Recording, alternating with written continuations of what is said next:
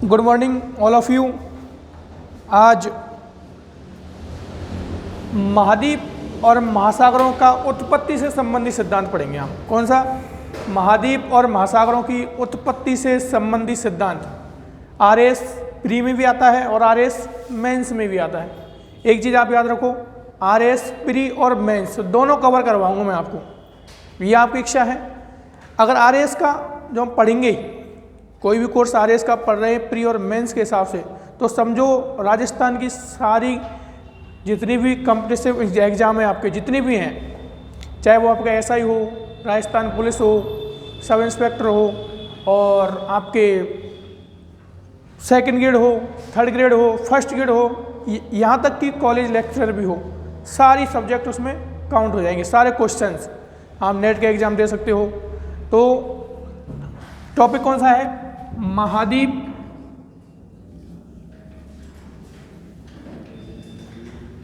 एवं महासागर।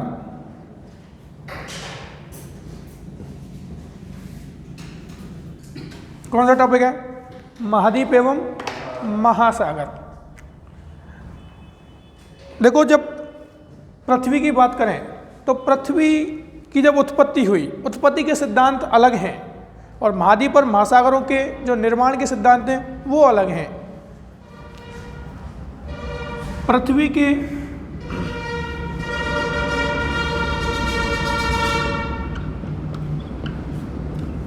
उत्पत्ति के सिद्धांत तो सब अलग हैं। भाई उत्पत्ति कैसे हुई, कौन सी थ्योरी थी, बिग बैंग थ्योरी जो आजकल सबसे ज़्यादा इम्पोर्टेंट मानी जाती है, किसके संदर्भ में?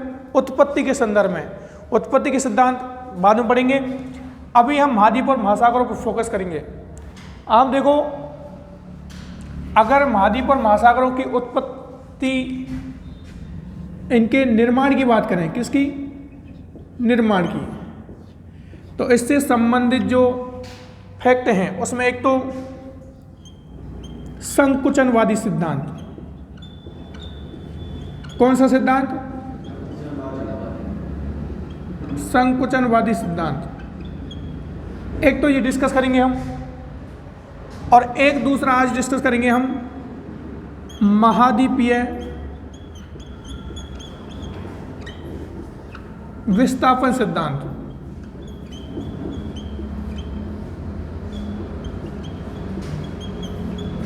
ये दो मैं बिल्कुल धीरे धीरे समझाऊंगा, आप इसको तो धीरे धीरे नोट करते रहना। निर्माण से संबंधित सबसे पहला सिद्धांत है संकुचनवादी सिद्धांत। कौन सा सिद्धांत? संकुचनवादी। दूसरा महाद्वीपीय विस्थापन सिद्धांत। सर्वाधिक क्वेश्चन आने की संभावना इस सिद्धांत से रहती है। कौन से? महाद्वीपीय विस्थापन सिद्धांत। अब तक जितने भी क्वेश्चन आए हैं वो यहाँ से रिपीट हुए हैं, अधिकांश यहाँ से क्वेश्चन कम आने की संभावना रहती है। ये यहाँ तक नोट डाउन कर लिया कि संकुचनवादी सिद्धांत और महाद्वीपीय विस्थापन सिद्धांत।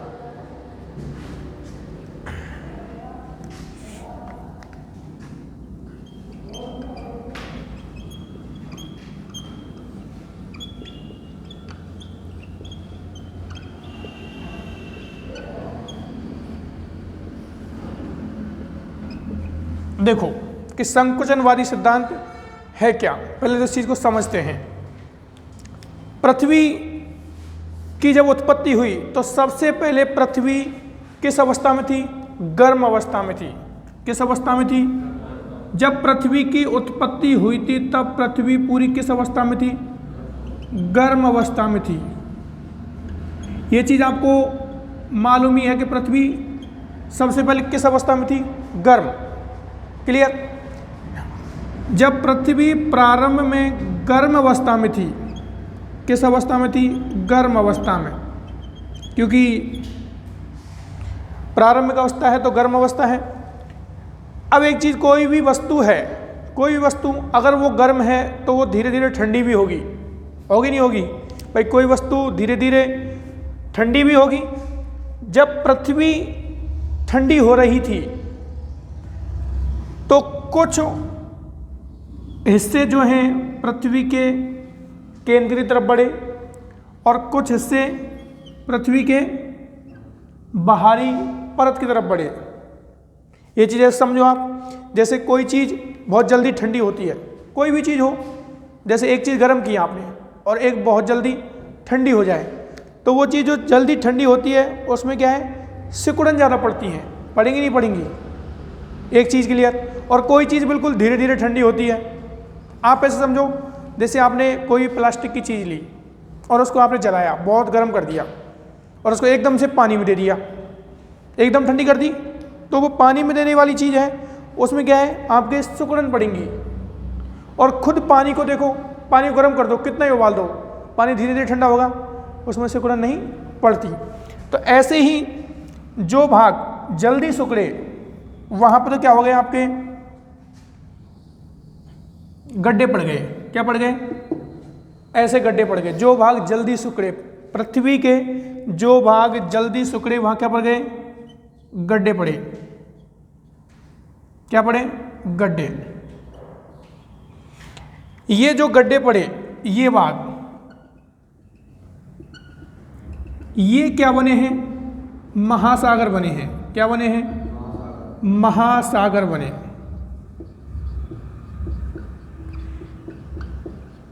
पृथ्वी के प्रारंभिक अवस्था में, पृथ्वी की प्रारंभिक अवस्था में ऐसे भाग जो जल्दी ठंडे हुए, जो जल्दी ठंडे हुए उसमें क्या है, संकुचन आ गया।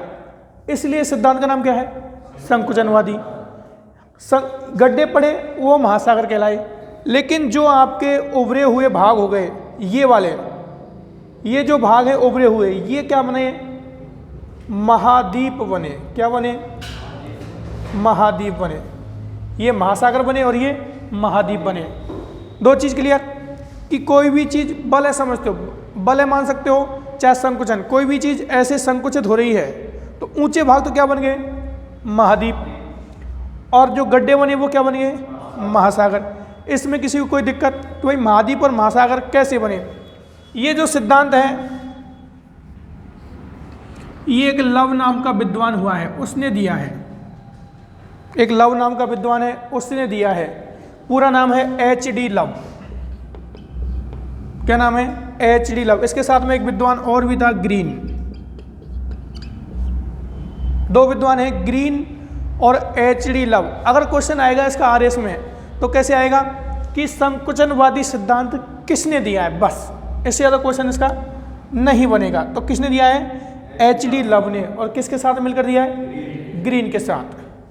क्या दिया है इसने, कि पृथ्वी जब ठंडी हो रही थी तो उस समय संकुचन की वजह से कुछ भाग पृथ्वी के उभार ले गए और कुछ भाग में क्या हो गए, दबाव ले गए। तो जो उभार लिए वो क्या बने, महाद्वीप, और जो गड्ढे बने वो महासागर। उन गड्ढों में धीरे धीरे बाष्पीकरण से, संघनन की प्रोसेस से पानी भर गया और महासागर बने। ये इतना सा संकुचनवादी सिद्धांत है। लिखो,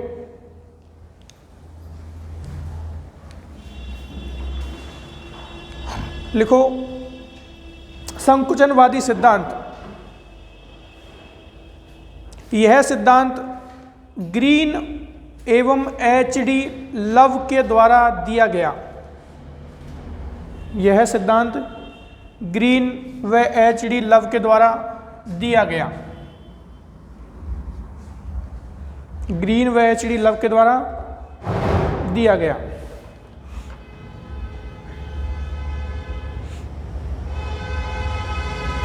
ये डायग्राम बना लो एक बार, किसके द्वारा दिया गया, ग्रीन व H.D. लव के द्वारा।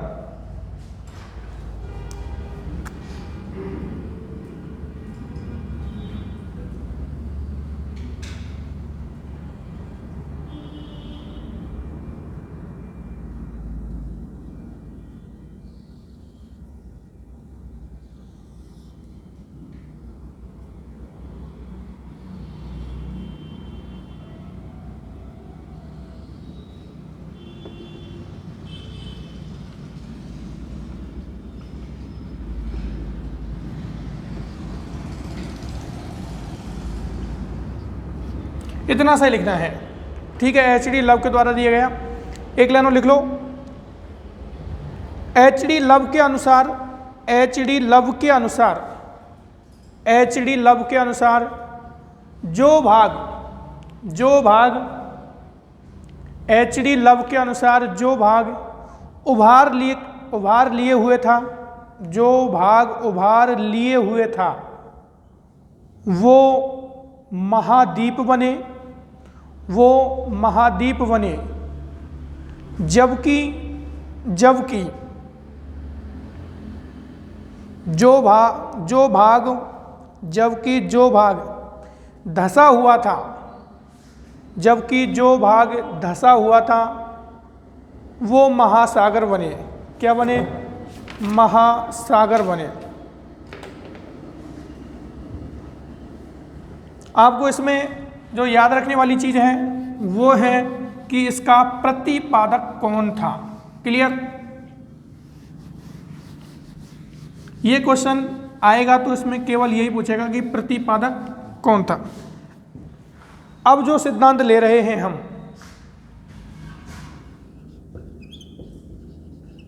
महाद्वीपीय विस्थापन सिद्धांत, ये बहुत इंपॉर्टेंट है।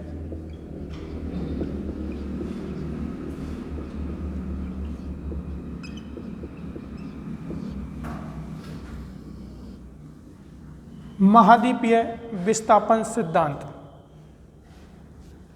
जैसे कि आप इस विस्थापन से समझ रहे हो कि महाद्वीपों में गति हुई है। विस्थापन का मतलब है एक स्थान से दूसरे स्थान पर खिसकना या जाना, ये चीज़ तो हम नॉर्मल है। विस्थापन का मतलब है एक स्थान से दूसरे स्थान पर खिसकना। तो सिद्धांत के इस नाम से ही पता चल रहा है कि महाद्वीप क्या है? खिसके हैं। लेकिन अब इसके संदर्भ में जब पढ़ते हैं कि भाई ये सिद्धांत किसने दिया था, किसने दिया था, तो अक्सर वैगनर का नाम आता है। आता नहीं आता कि भाई महाद्वीपीय विस्थापन सिद्धांत किसका है? वैगनर का है। महाद्वीपीय विस्थापन सिद्धांत किसने दिया है? वैगनर। पूरा नाम है अल्फ्रेड वैगनर। क्या है? Alfred Wegener. पूरा नाम है अल्फ्रेड वैगनर।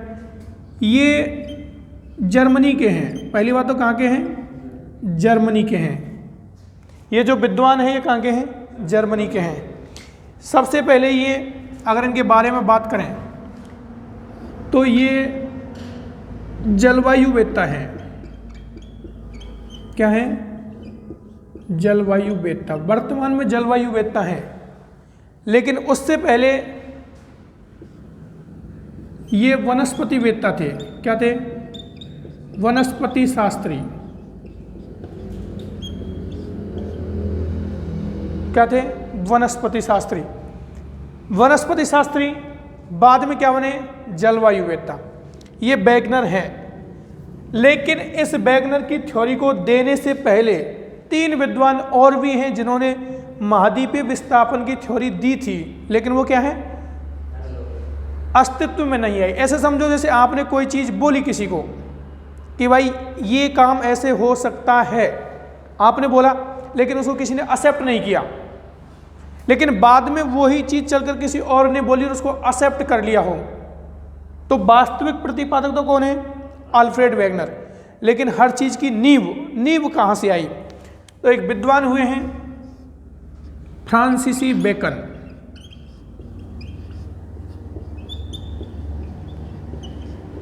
सबसे पहले 1610 के आसपास, किसके आसपास?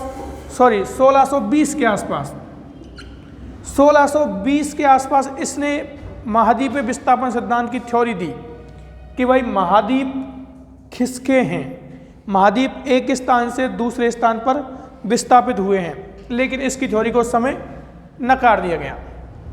उसके बाद में दूसरे विद्वान आए स्नाइडर।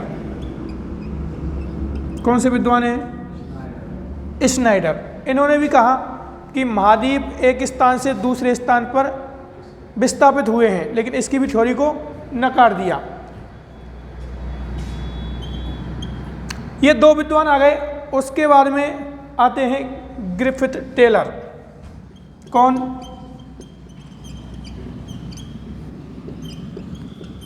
टेलर। देखो ये टेलर है और ये वैगनर है। इन तीनों लोगों ने इस चीज को मान लिया था कि महाद्वीप विस्थापित हुए हैं, लेकिन इस चीज़ को नहीं माना गया। बाद में यही चीज़ 1912 में अल्फ्रेड वेगनर के द्वारा दी गई। किसके द्वारा? अल्फ्रेड वेगनर के द्वारा दी गई। तब इस चीज़ को मान्य किया गया। इसने एक पेपर पब्लिश किया था, अखबार में या फिर किसी शोध पत्रिका में पेपर पब्लिश किया था कि महाद्वीप विस्थापित हुए, ऐसा मैं मानता हूँ। और उसने इसके प्रमाण भी दिए थे कि भाई कैसे विस्थापित हुए हैं। क्लियर?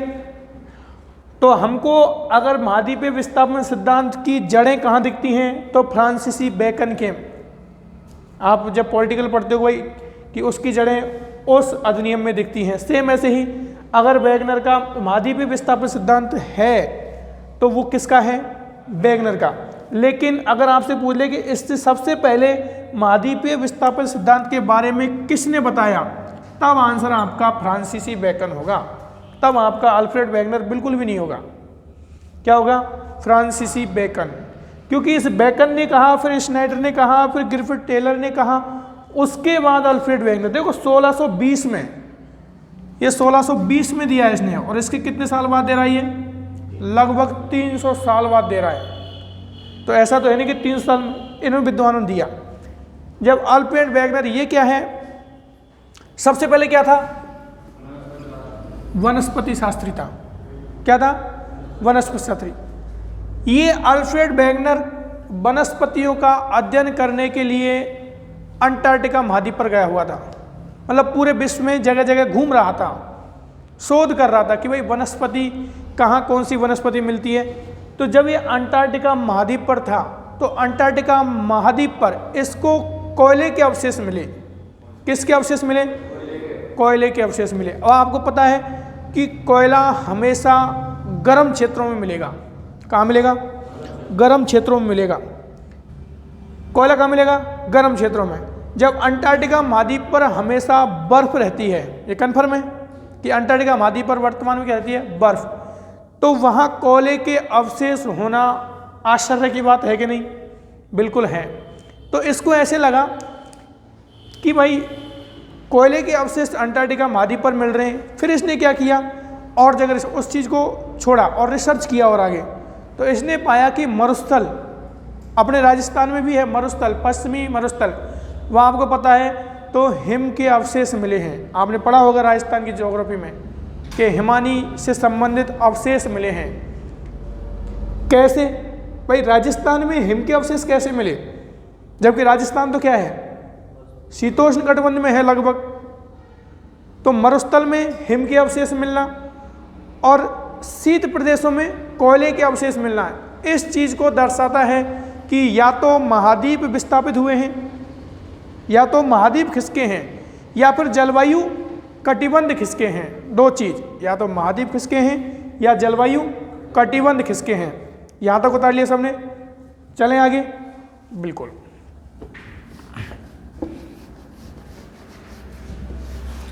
अब आप टॉपिक डालो महाद्वीपीय विस्थापन सिद्धांत से संबंधित ये चीज़ें मैं आपको समझाता हूँ कि इसने किया क्या था।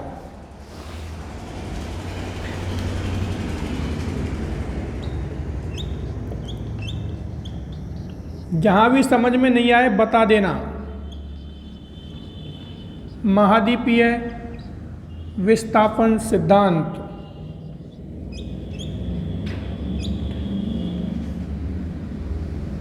किसने दिया, क्या क्या आधार पृष्ठभूमि रही, वो चीज़ हम समझ चुके हैं। अब इसका हम एनालिसिस करते हैं। देखो, संपूर्ण पृथ्वी, ये अपनी संपूर्ण पृथ्वी मान ली हमने प्रारंभिक अवस्था में, और यहाँ मान लिया हमने, ये मान लिया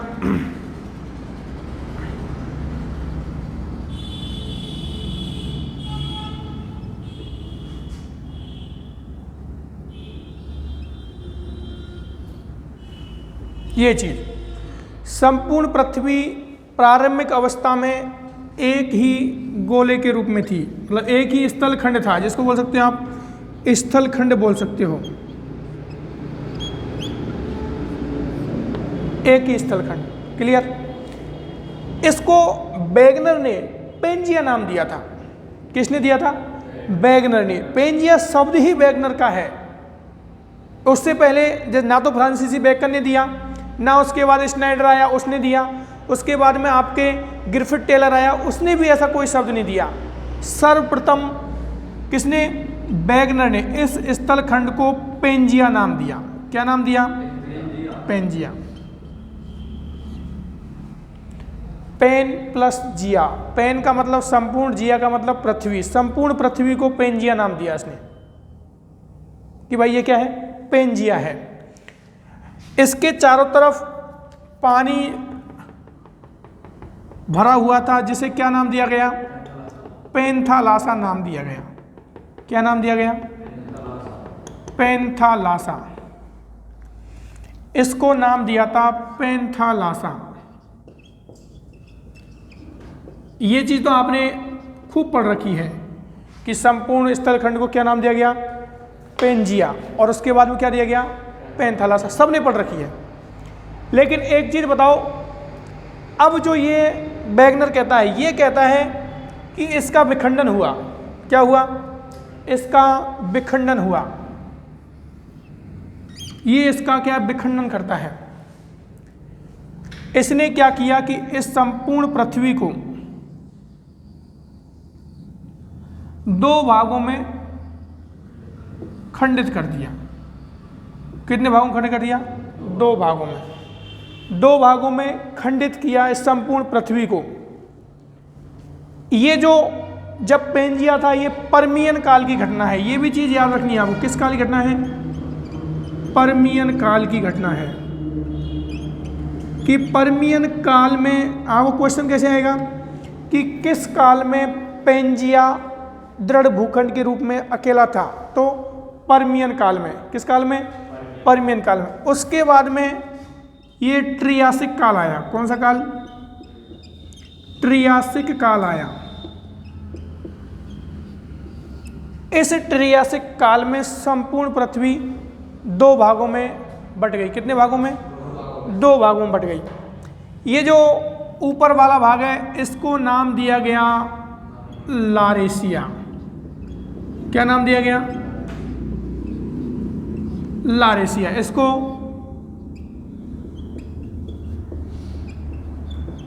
साथ के साथ बनाते जाना, मैं बहुत धीरे धीरे समझा रहा हूं। ऊपर भाग क्या दिया? लॉरेशिया। नीचे का भाग क्या दिया? गोंडवाना लैंड। गोंडवाना लैंड। इस लॉरेशिया नाम इसने दिया था, लेकिन इसी को फिर अंगारा लैंड कहा गया। Very good. क्या कहा गया? अंगारा लैंड। तो कंफ्यूजन नहीं होना है।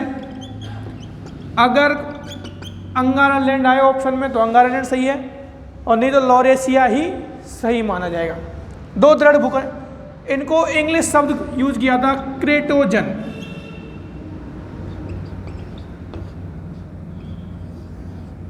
क्रेटोजन या दृढ़ भूखंड। क्या? दृढ़ भूखंड। ये शब्द यूज किया था, दृढ़ भूखंड या क्रेटोजन। दो भागों में डिवाइड हुआ। पहले एक भाग था किस काल में? पर्मियन काल में। उसके बाद में कौन सा काल आया? ट्रियासिक काल। ट्रियासिक काल में ये दो भागों में डिवाइडेशन हो गया साहब।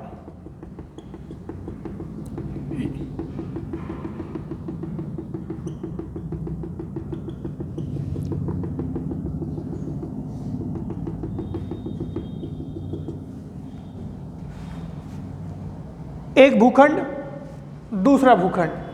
जब दो भूखंडों के बीच में जो जल भरा उसको तैथिस सागर नाम दिया। वो आगे पढ़ेंगे हम कि तैथिस सागर। जब भारत का आप हिमालय पर्वत पढ़ोगे तब इस तैथिस सागर का उल्लेख आएगा। हालांकि आपको एक चीज़ बता देता हूँ मैं कि तैथिस सागर को हिमालय का पालना ग्रह कहते हैं। हिमालय का पालना ग्रह। हिमालय का पालना ग्रह कहा जाता है तैथिस सागर को। क्लियर? ये चीज, दो चीज क्लियर हो रही है कि दो भागों में टूटा। क्यों टूटा, वो भी चीज़ कंफर्म हो गई। क्लियर। अब तीसरी चीज़ आप देखोगे, इसको मिटा दो यहां से।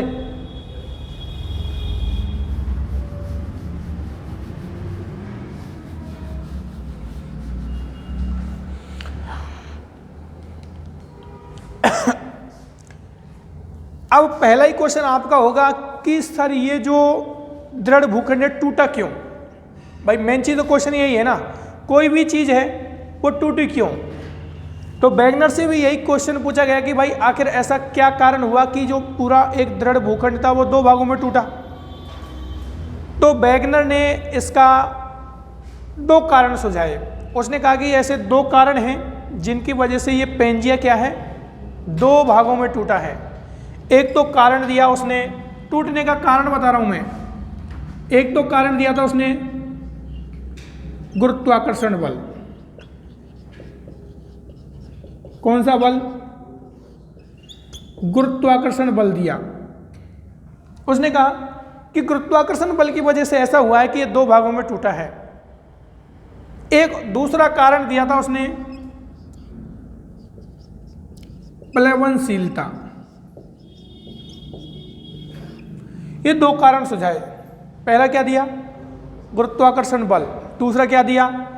प्लवनशीलता। लोगों ने पूछा कि भाई गुरुत्वाकर्षण बल इतना तो नहीं कर सकता कि किसी दृढ़ भूखंड को दो भागों में तोड़ दे। उसने कहा नहीं, ऐसा ही हुआ। उसके पीछे रीजन था कि उसने कहा कि ध्रुवों पर गुरुत्वाकर्षण बल क्या होता है? सर्वाधिक होता है। ध्रुवों पर गुरुत्वाकर्षण बल क्या होता है? सर्वाधिक। जबकि विषुवत रेखा का गुरुत्वाकर्षण बल क्या होता है? कम होता है। एक लॉजिक दिया उसने। उसका कहना था कि भाई जो ये पेंजिया है वो यहां था, यहां था, और ध्रुव इधर है, ध्रुव इधर है। अभी संपूर्ण पृथ्वी बनी नहीं, बना वो टुकड़े कर रहा था। तो ये ध्रुव इधर है, तो इस ध्रुव उत्तरी ध्रुव की तरफ खिसकी है। तो उसने कहा कि गुरुत्वाकर्षण बल की वजह से पेंजिया के टुकड़े हुए कहाँ खिसके? उत्तर की तरफ। कहाँ खिसके? ये क्वेश्चन बहुत इंपॉर्टेंट है कि गुरुत्वाकर्षण बल की वजह से दृढ़ भूखंड किस दिशा में खिसके? उत्तर दिशा में खिसके।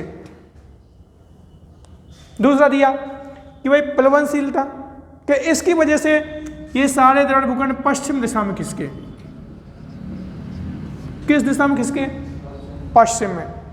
ये चीज आपको याद रखनी है कि उत्तर दिशा और पश्चिम दिशा में खिसके हैं महाद्वीप टुकड़े होने के बाद में। क्लियर। तीसरा,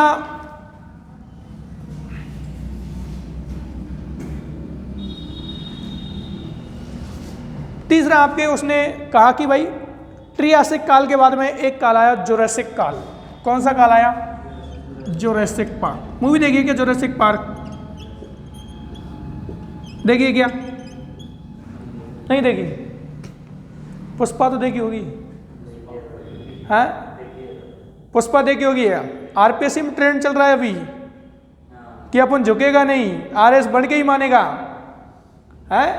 देखो, अब देखो इसने कहा केवल दो भूखंडों में बांटा उसने। अब इसने क्या किया? इस लारेशिया से बोला कि भाई इससे तो और इससे, ये भी दो भागों में, ये भी अलग अलग टूटने लग गए। एक समय ऐसा आया कि इसके भी टुकड़े होने लग गए और इसके भी टुकड़े होने लग गए। किस काल में? जुरासिक काल में। किस काल में? जुरासिक में। तो इसने क्या कहा कि इधर तो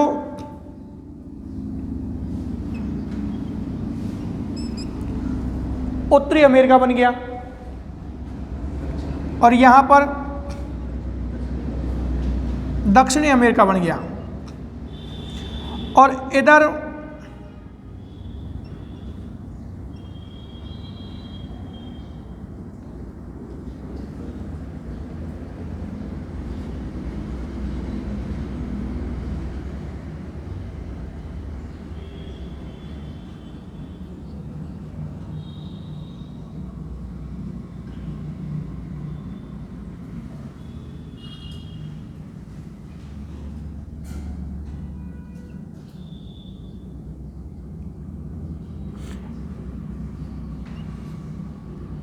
ये इसने इसको ऐसे तोड़ दिया।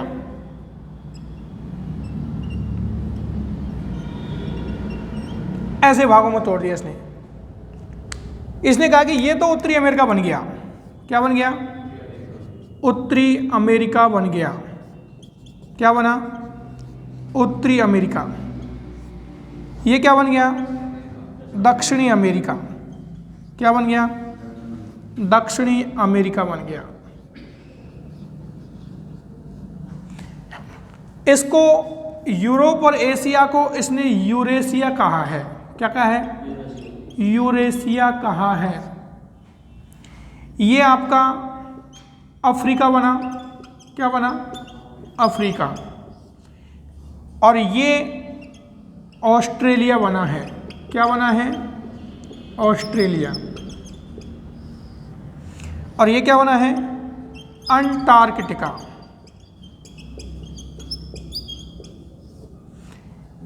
इसने ये महाद्वीपों के बारे में बताया कि भाई उत्तरी अमेरिका बना है, दक्षिणी अमेरिका बना है, यूरोप और एशिया को संयुक्त रूप से यूरेशिया बोला है। क्या बोला है? यूरेशिया। और अफ्रीका महाद्वीप के बारे में इसका कहना है कि अफ्रीका महाद्वीप सबसे पुराना महाद्वीप है। सबसे पुराना महाद्वीप किसको माना है? अफ्रीका को। अंटार्कटिका महाद्वीप बना और ऑस्ट्रेलिया। इसी संदर्भ में यहां पर इसने एक शब्द और यूज किया था जिसे बोले हम प्रायद्वीपीय भारत। आप एक चीज अच्छे से याद रखना, संपूर्ण भारत का निर्माण गोंडवाना लैंड से बिल्कुल भी नहीं हुआ है। केवल प्रायद्वीपीय भारत का हिस्सा जो है जो टूट कर आया है। अब आप बोलोगे कि सर कौन कौन से तो अंगारा लैंड से बने हैं और कौन कौन से महाद्वीप जो हैं गोंडवाना लैंड से बने हैं। ये चीज़ तो है अगला क्वेश्चन कि भाई कौन कौन से तो हैं जो अंगारा लैंड से बने हैं, ऐसे कौन कौन से महाद्वीप हैं जो गोंडवाना लैंड से। तो अंगारा लैंड और गोंडवाना लैंड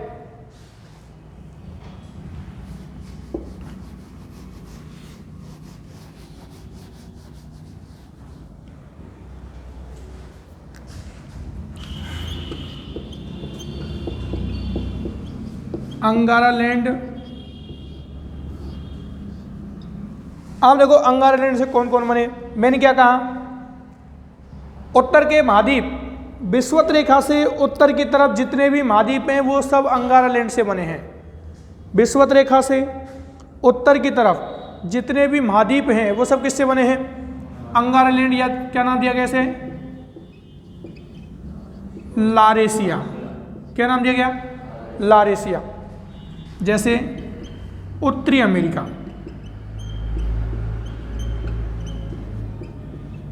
किससे बना है? अंगारा लैंड से। उत्तरी अमेरिका उत्तर की तरफ है। यूरोप प्लस एशिया दोनों को संयुक्त रूप से यूरेशिया। तो यूरेशिया भी किससे बना है? यूरोप और एशिया को यूरेशिया का है। किससे बना है? अंगारा लैंड से। किससे बना है? अंगारा लैंड से। गोंडवाना लैंड की बात करें,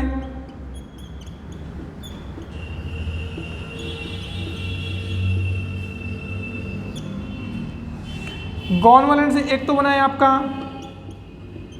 दक्षिणी अमेरिका। कौन सा?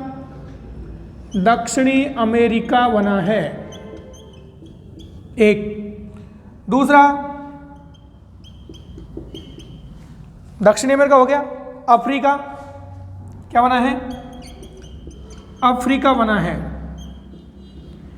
तीसरा ऑस्ट्रेलिया क्या बना है? ऑस्ट्रेलिया भी इसी से बना है। 4 अंटार्कटिका।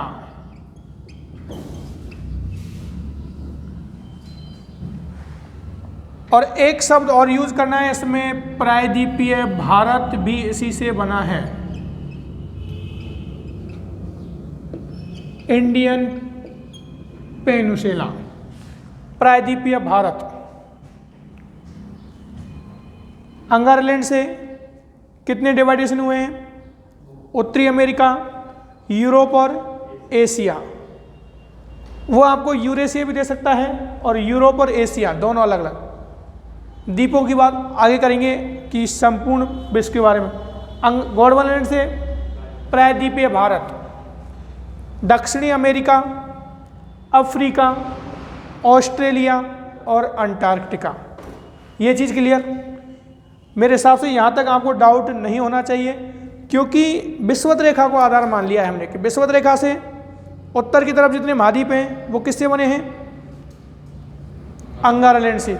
और विषुवत रेखा से दक्षिण में, इसमें एक अपवाद आपको होगा सर, भारत।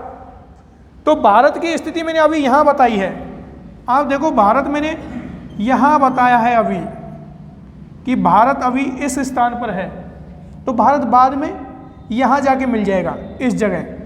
जब मिलेगा जो 33 सागर से 33 सागर है जहाँ पर हिमालय पर्वत बनेगा, टकराएगा, वो सारी बाद की बातें हैं।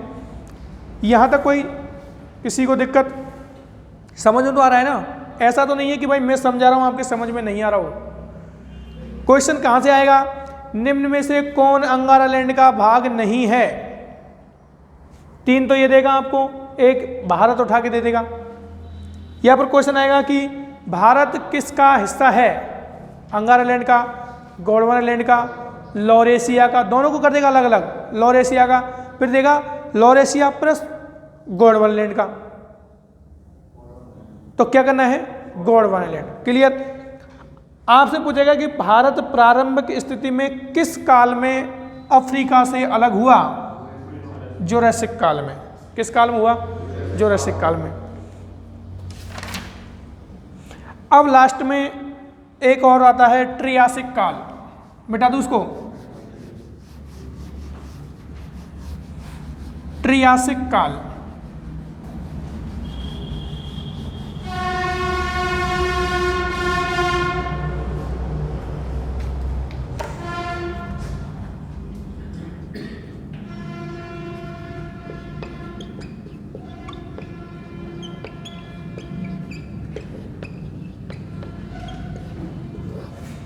कौन सा काल?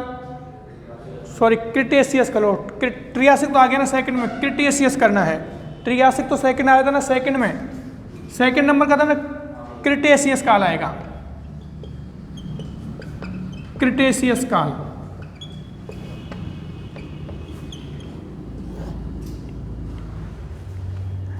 वर्तमान में जो महाद्वीप, महासागर जो देखते हो आप, वो सब क्रिटेशियस काल में बने हैं। मतलब टुकड़े हुए एक साथ, तो ऐसा नहीं। सबसे पहले 2 भागों में बटा, फिर 2 से 4 हुए, फिर 4 से महाद्वीप बने। वर्तमान में जितने द्वीप हैं, महाद्वीप हैं, महासागर हैं, वो सब वर्तमान की स्थिति कब मिली है? क्रिटेशियस काल में। यही चीज़ समझिए कि वर्तमान की स्थिति क्रिटेशियस काल में मिली है।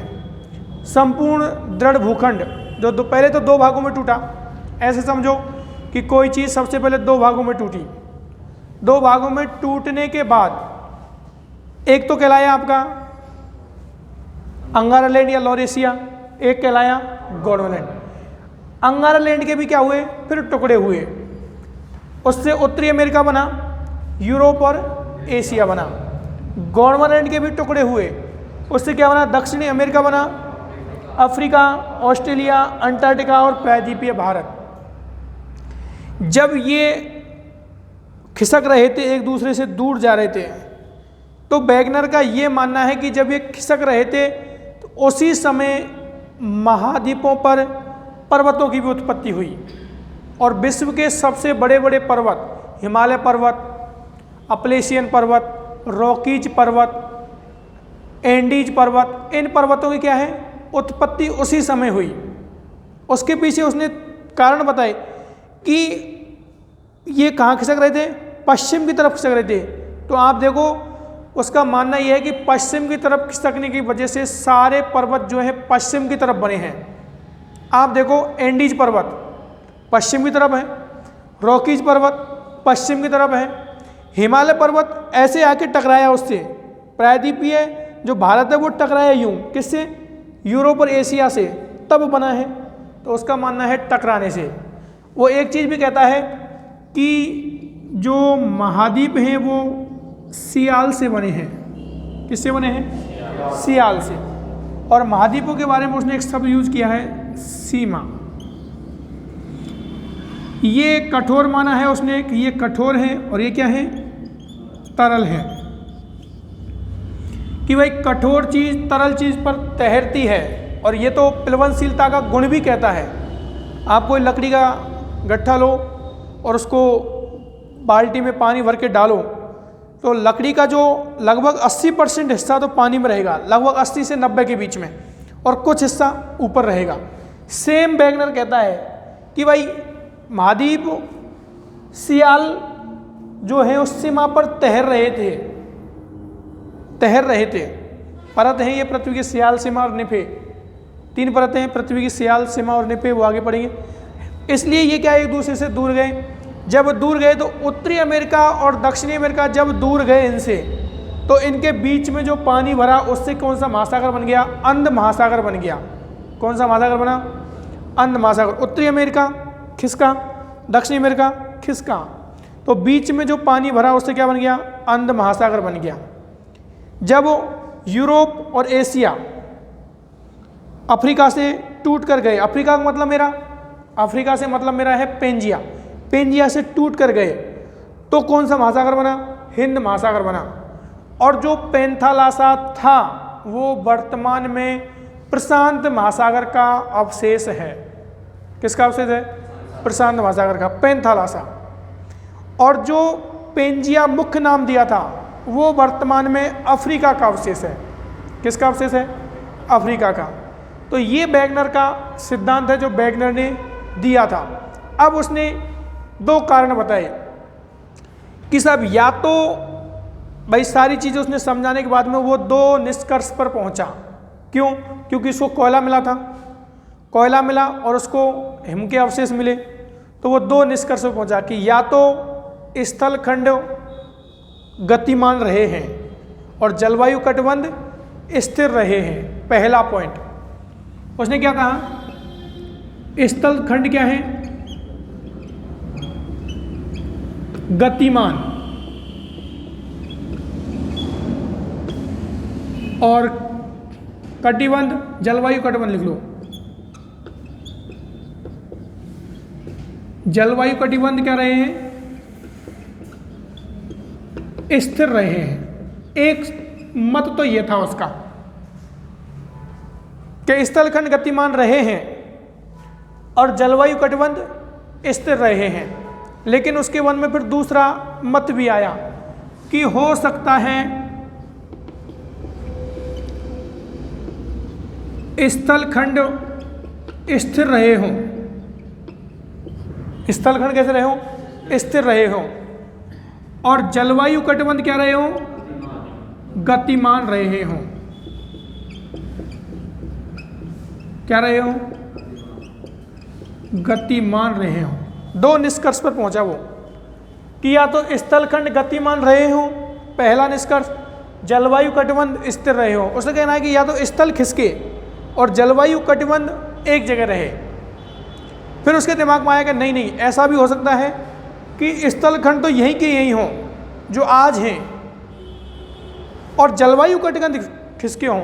दोनों चीज़ हो सकती हैं। भाई यहाँ पर आपके हिम के अवशेष मिले हैं, या तो ये ध्रुवों से आया होगा, या फिर यहाँ पर ठंड पहले से पड़ती होगी। तो उसने जिस चीज़ को इम्पोर्टेंट माना वो है, उसने कहा नहीं, ऐसा तो पॉसिबल कम है। स्थलखंड गतिमान रहे हैं और जलवायु कटिबंध तो जहाँ थे वहीं ही हैं। तो ये उसका निष्कर्ष है। तो स्थलखंड गतिमान, जलवायु कटिबंध स्थिर, ये वैगनर का जो पॉइंट है। इससे आगे नेक्स्ट क्लास में